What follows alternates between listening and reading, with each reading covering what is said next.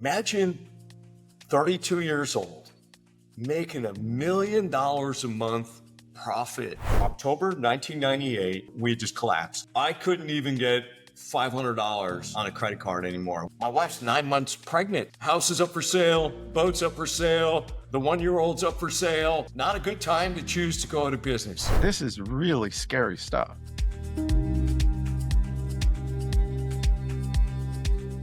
I want to go back to me, the funniest story in your history, and it also demonstrates resilience.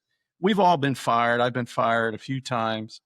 Almost got thrown out of the military, which is another interesting story. But you get fired at the age of 12, not for non-performance, but for performing too well. And you got fired by your own father. Tell us about that. And what were you doing at the time? Why'd you get fired? And what'd you learn from it? Well, I learned that my dad's salespeople were lazy, and my dad was a great sales guy. And I just watched him. And his business was called Moses Menswear. I lived in a mining town, and people needed suits, which my dad sold, suits, ties, shirts for going to church or weddings or special events. And my dad's store was very popular. I watch my dad all the time. Which size suit are you looking for, sir? You need 2, 3, 4 ties to go with that. How about a few shirts and you need some belts to go with that? And I'll upsell on the accessories. And I just learned all of that. And And they probably got a kick out of a 12-year-old kid too. Yeah, you know? I remember it totally. It started stocking shelves which I didn't like so much. That just felt too manual to me. I liked interacting with people and say, hey, when the sales guys were out to lunch or whatever, and I say, hey, Dad, I got this. And I'd be outselling them all. And I don't know, maybe 12-year-old kid who had a lot of passion to do all this. It was so much fun. But my dad claimed that I was making too much of a ruckus with the people in the store, his employees. And my point was, Dad, they're just lazy. They're not very good, and you're not paying attention. So I got fired. You can't coach your father, at least not when you're 12. But I want to, last kind of in this resilience place, probably one of the lowest points, 1998, you're facing financial ruin, probably bankruptcy. You're starting to tour apartments with your wife, like really low scale apartments. How did you coach yourself out of that one? What happened? There was no marching bands or elephants, but walk us through what your business was, what you were doing, and what actually did happen. Yeah, man, this opens up stories within stories. So we were crushing it. Imagine 32 years old, making $1 million a month profit, all organic. It was just make money, invest a little bit more the next month, invest a little bit more the following month. All of a sudden, we are crushing it. And I was in the mortgage business. And October 1998, after the Asian flu, long-term capital, hedge fund crisis at the time, Wall Street viewed the product that we were in as risky, and in a day decided to pull out of the product. And so we had 275 people in that building that we talked about earlier now. Like, we couldn't fit any more people in, and we just collapsed. We had no product to sell. We had all these loans in process that we couldn't execute on. And then we had all these people, average age 24. These kids were making a ton of money. The parking lot looked like a Jaguar, BMW, Mercedes dealership with all these kids. And now we had collapsed.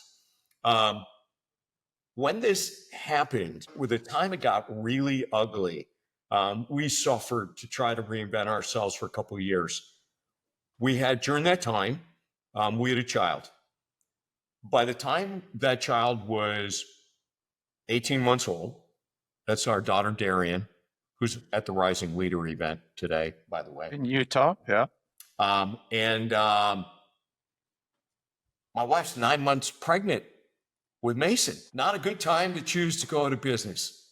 1-year-old, 9 months pregnant, time to go look for apartments. House is up for sale, boat's up for sale, the 1-year-old's up for sale, and it's like, oh my God, this is what a terrible, terrible time. So we decide we're going to file bankruptcy, and we had borrowed as much money as we could.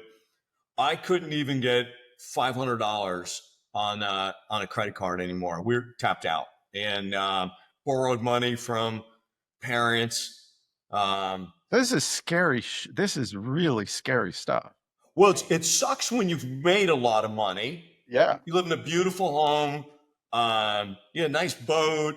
Life seems to be just going perfect. And the elephant has to put a obstacle, a massive one, in front of you because to test you. That's for sure. That's right. Yeah, it was a great test.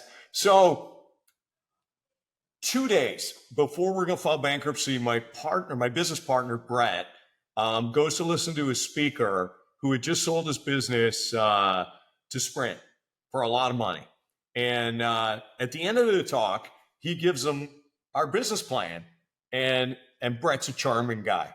And said, hey, look, on your flight back, maybe you can look at our plan, and maybe you would consider throwing us a lifeline. But if not, it's okay. We're going out of business on Friday. And this is Wednesday evening. So the next day, Thursday, he comes back and he's got 31 questions. And we got nothing to do. We're going out of business the next day. And was this like an email or a letter? Email. So we got on the phone with him for a few hours, dealt with all his questions. Questions were pretty hard. And then he says, I'll let you know tomorrow. Was it tomorrow? Well, what time? Because we're going to file bankruptcy at noon. So anyway, because we weren't going to meet payroll, and Friday the 13th of October, and he wired the money by 10 a.m. that morning, and it saved the company. It was enough money to reinvent ourselves and rebuild an entirely different business. And eventually we got to 1.6 billion in annual business over the next 6 years from that time. That is crazy. So how many hours were you from filing for bankruptcy when you got the money? Two. The schedules were all filled out. It was done. 2 hours from bankruptcy to $1.6 billion. That is nuts. But you know what? We had already accepted it. We accepted in the days leading up to it. We had accepted it. We're done, and we know it, and it sucks. But you never stop fighting, though. I mean, you and your partner, as you're going down, you're still like making moves. So and never give up, man. And so that's a wonderful lesson about never giving up. Speaking of that, because I wrote it down, but I don't want to forget. Viktor Frankl, talk about not giving up. He is a Holocaust survivor, but he's a trained psychologist, and he could tell within minutes whether someone would survive the Holocaust or die. And it goes back to exactly what you told your friend who was dying about, hey, you're going to run a marathon. If you had a purpose, you were going to live. And his purpose was he took a manuscript in with him to the prison camp, and he's like, I can't die. I got to publish this. And when he got out, he sat down, I think over like a week, and he wrote Man's Search for Meaning, one of the most impactful books I have ever read. And everybody watching this needs to read it. It was all about, if you have a life purpose and you're aligned, and this is a God-given gift that you have to make the world a better place, you're going to survive most things. But if you don't have that, all those people were not surviving. It goes back to that point with your friend who said, no, we're going to go run this marathon. I got to give you a purpose beyond like dying. You know what? It is a great book. I've read it at least twice. It's inspiring. Besides resilience, what you're most known for is making these huge, outrageous targets and then actually not only completing them by surpassing them. And that's why you have kind of make big happen. It's a story of your life. Walk us through the psychology of that before, like, you know, a lot of people are watching this. They dropped out of high school, the college, they don't have the pedigree, but they don't realize how important it is. Walk us through why you do it. You've coached hundreds, your company, thousands of people.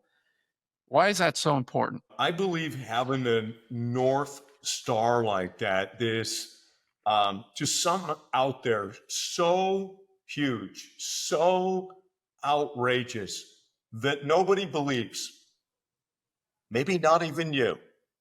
And just putting a stake in the ground and putting it out there, it is amazing how many people actually achieve it, even though they don't know how. And you've met my good friend and longtime client, Rich Ballett. Yeah. When he was going out of business, he said he was 70 million in revenue, set a goal to do $1 billion. And I asked him, well, why'd you pick $1 billion? I don't know. It sounded like a cool round number. And well, how did you think you were going to get there? I had no idea how I was going to get there. But it was amazing because it was a 10-year goal and he got there 5 years early. And then he said, now he doesn't need any more money. But his new goal is 10 billion and a billion of EBITDA. It's like, which insane size for a private company. And Wow. so we have 6.5 years left on this goal. He's at maybe 3.2 billion now, 350 million in profit. We still don't know how we're going to close that gap. And but we know we're going to get the goal done, and we know we'll get it done early. Wow. So I'll share one quick other story. The TaskUs guys were longtime clients of mine. And I met the 28-year-old founders. Tell us about the company, like what their company was about. Yeah, and these guys would be great members of our group here, R360. They're young. They were 28 when we met. They were doing $6 million in revenue, did business process outsourcing in the Philippines for companies like Uber, Tinder, and they dealt with the back office, complaints or whatever. When we met, that's $6 million. I said, what's the dream? $1 billion. And so you're looking at these guys and you're going, hey, I'm a think big guy. I'm not one here to judge you on having big goals. I inspire you to have them. But 6 million to $1 billion, you're 28 years old. You got all kinds of issues.